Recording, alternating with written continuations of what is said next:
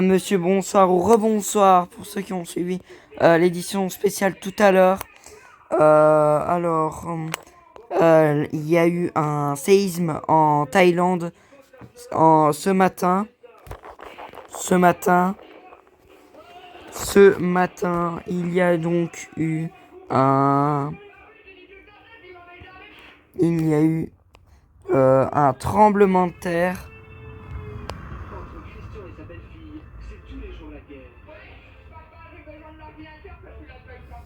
Putain.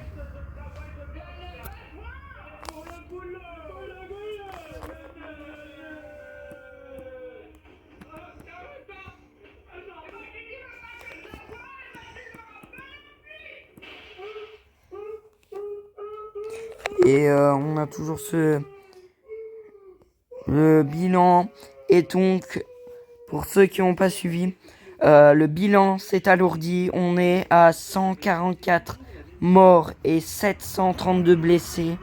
Un séisme qui a frappé à 12h50, 7h20, heure belge, a signalé l'USGD des États-Unis, donc l'Institut d'études de géologique des États-Unis.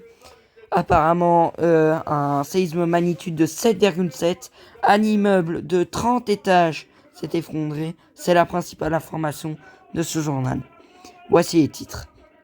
Dans l'actualité, les Bleus éliminés de la Coupe du Monde 2026. Déjà, vice-champion d'Europe et demi-finaliste de l'Euro 2024 l'été dernier, les Bleus de Didier Deschamps font partie des équipes en danger dans les éliminatoires en zone Europe. Vainqueur de la Croatie en quart de finale au terme d'un sacré une soirée à Saint-Denis.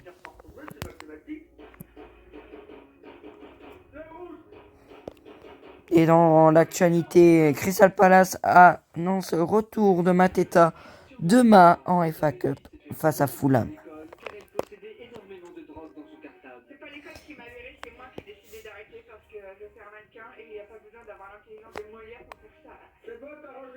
Malgré sa qualification en Coupe du Monde, ce pays ne pourra pas pouvoir participer. Je n'avais pas prévu ce moment ça depuis ma sortie du château. Lionel Messi va enfin rejouer avec Cristiano Ronaldo. L'évasion de Mohamed Merah, un proche du trafiquant, s'est livré aux enquêteurs. Je n'attendais pas à ce que je sois une pop star super fraîche. La grève nationale du 31 mars, toutes les perturbations, secteur passe.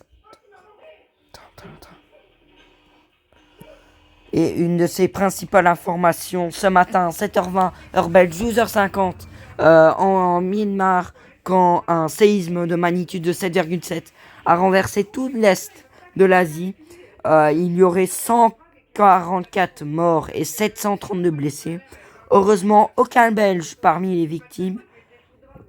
On est soulagé. Ça a été donc en Chine, ça a été au Bangladesh, ça a été au Bangladesh. Merci d'avoir suivi ce flash spécial.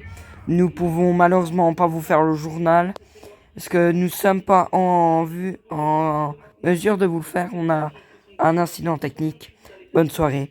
On se retrouve demain pour un nouveau point de neuf.